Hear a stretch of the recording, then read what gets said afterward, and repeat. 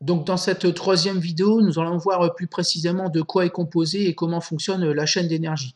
Donc quel que soit le système utilisé ou étudié, vous trouverez dans la chaîne d'énergie les quatre mêmes blocs, donc la chaîne d'énergie qui se trouve ici, les quatre mêmes blocs, un bloc alimenté, un bloc distribué, un bloc convertir et un bloc transmettre. Donc l'idée en fait c'est de transmettre de transmettre l'énergie d'entrée ici jusqu'ici en fait pour obtenir l'action voulue. Ici, donc par exemple, ouvrir ou fermer un portail, donc on reverra dans l'exemple tout à l'heure. Donc la première chose à faire, si on vous demande de compléter la chaîne d'énergie, c'est d'identifier en fait la source d'énergie qui va alimenter le système. Donc l'énergie d'entrée, en fait, tout simplement, avec quoi est alimenté en énergie le système. Donc ça peut être par exemple de l'énergie électrique, de l'énergie fossile si le système utilise du pétrole, du gaz naturel ou du charbon, de l'énergie hydraulique si le système utilise de l'eau ou de l'huile sous pression, de l'énergie solaire si le système utilise des panneaux photovoltaïques pour transformer l'énergie lumineuse du soleil en énergie électrique, une énergie chimique si le système utilise des piles ou des batteries.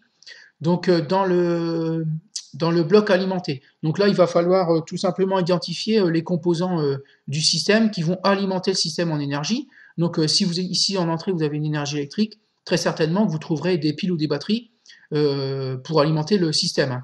Donc pareil, si c'est un système électrique, vous trouverez aussi, vous pouvez trouver soit des piles, soit des batteries si le système est autonome en énergie, soit une prise secteur 220 volts, donc c'est une prise que vous avez chez vous, si le système est non autonome en énergie, donc qui utilise une prise électrique. Vous pouvez retrouver un réservoir pour alimenter le système si vous utilisez une énergie fossile ici. Donc en fait, si vous utilisez de l'essence ou du gasoil, en fait, vous aurez forcément un réservoir. Si vous utilisez en entrée une énergie solaire, vous trouverez très certainement un panneau photovoltaïque qui va transformer l'énergie solaire en énergie électrique. Si vous utilisez une énergie hydraulique, peut-être que vous trouverez une pompe hydraulique qui va mettre de l'huile sous pression, qui va alimenter le système en huile sous pression. Et puis si vous utilisez de l'air comprimé, vous aurez très certainement un compresseur qui va comprimer de l'air tout simplement dans un compresseur, dans un réservoir. Donc ici c'est etc. Puisque la liste n'est pas exhaustive, puisque vous pouvez trouver d'autres systèmes d'alimentation. On ne peut pas tout voir ici. Donc dans le bloc distribué, donc tout simplement si vous utilisez de l'énergie électrique ici, donc des piles, des batteries ou une prise secteur, vous aurez très certainement des fils ou des câbles qui vont distribuer l'énergie électrique. Si vous utilisez un réservoir d'essence ou de gasoil, vous aurez très certainement des vannes, des tuyaux ou des distributeurs qui vont distribuer cette énergie sous forme liquide ou gazeuse d'air comprimé. Donc si vous utilisez par exemple de l'énergie électrique en entrée, vous trouverez très certainement des relais, des interfaces de puissance. Donc l'interface de puissance, à quoi ça sert? Tout simplement, en fait, quand vous allez recevoir l'ordre d'ouvrir ou de fermer ou de mettre en route un moteur électrique, donc par exemple pour ouvrir ou fermer un portail dans l'exemple qu'on verra un petit peu après. Donc si vous recevez l'ordre de mettre en route un moteur, donc l'interface de puissance, elle va servir à envoyer 100% d'énergie au moteur pour qu'il tourne à sa vitesse maximale, ou par exemple l'interface de puissance va demander de n'alimenter le moteur qu'à 50% de sa puissance, donc pour qu'il tourne un petit peu moins vite. Donc voilà pour l'interface de puissance. Donc ensuite dans le bloc convertir, donc vous allez trouver en fait tout ce qui va transformer l'énergie d'entrée en une autre forme d'énergie ici en sortie. Donc vous aurez une certaine forme d'énergie en entrée, et en sortie, vous aurez une autre forme d'énergie. Donc, on va voir des exemples. Donc, le moteur électrique, tout simplement, ici, vous allez l'alimenter en énergie électrique, ici, donc avec des fils, des câbles et des piles, par exemple, ou des batteries. Donc, ici, on va amener de l'énergie électrique, et lui va se mettre à tourner. Donc, en fait, hop, ici, on va obtenir un mouvement de rotation, donc une énergie mécanique. Donc, le moteur, par exemple, il va transformer l'énergie électrique en énergie mécanique. Voilà, donc puisqu'il va bouger. Pareil, même chose pour le servomoteur, donc on va l'alimenter en énergie électrique ici, et hop, lui va se mettre à tourner, donc on aura ici une énergie mécanique, donc un mouvement de rotation.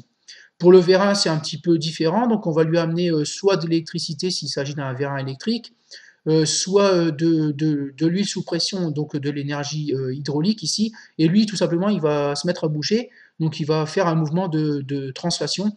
Donc ici vous aurez en énergie d'entrée soit de l'énergie électrique, soit de l'énergie hydraulique, voilà. Et lui, ici en sortie, le vérin va sortir un mouvement de translation, donc de l'énergie mécanique. Donc la résistance, on va lui amener en fait de l'énergie électrique, elle va se mettre à chauffer, donc en sortie, ici, vous aurez de l'énergie thermique. La lampe, donc alors ça c'est un peu plus simple, hein, vous aurez en entrée de l'énergie électrique et en sortie ici de l'énergie lumineuse. Pour la pompe hydraulique, ici, vous allez alimenter la pompe hydraulique avec de l'énergie électrique, et ici, elle va vous fournir en fait de l'huile sous pression, hein. Voilà.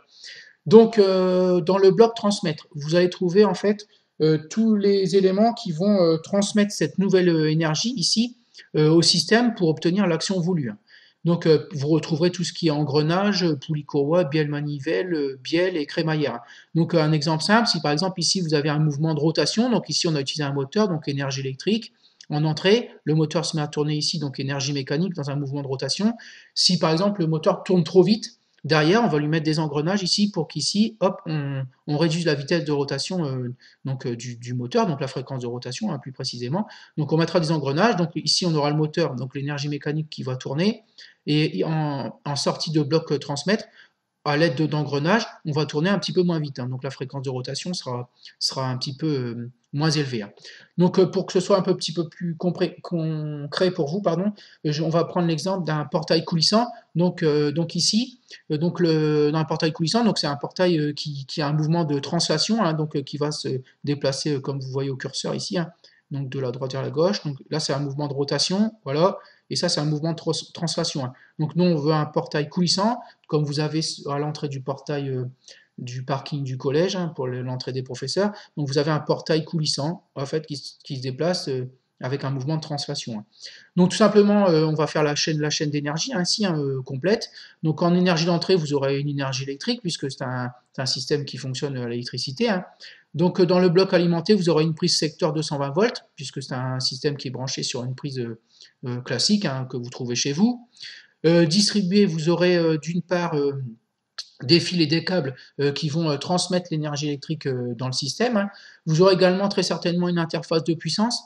Donc par exemple, vous imaginez que lors de la phase de fermeture du portail, à la fin le portail, plutôt que d'arriver très vite, en fait très vite pour se fermer, il va ralentir. Donc juste avant de se fermer, il va ralentir un petit peu pour se fermer tout doucement. Donc ça sera le rôle de l'interface de puissance qui va demander au moteur de ralentir pour que le portail se ferme tout doucement, hein. Donc pareil, même chose en phase de fermeture, hein, comme ici, quand ici vous recevrez l'ordre de fermer le portail ou de l'ouvrir, donc en phase d'ouverture par exemple.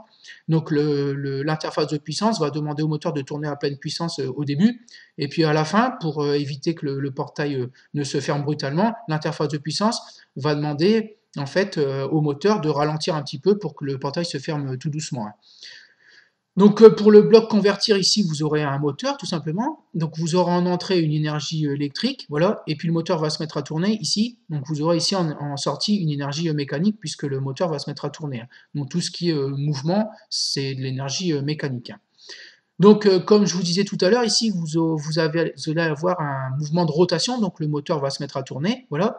Et ici, nous, à la fin, on voudrait un mouvement de translation, donc on voudrait que le portail se déplace en coulissant ici. Donc, il y a un petit problème, puisque nous, ici, en entrée, on a un mouvement de rotation, le moteur tourne. Donc, on va rajouter derrière, en fait, un système de crémaillère qui va transformer le mouvement de rotation, ici, voilà, du moteur, en mouvement de translation, voilà. Donc ici, pour le bloc transmettre, on va trouver une crémaillère qui va transformer le mouvement de rotation en mouvement de translation. Voilà. Donc voilà par exemple pour un exemple de chaîne d'énergie dans un portail coulissant. Donc voilà pour la description de la chaîne d'énergie.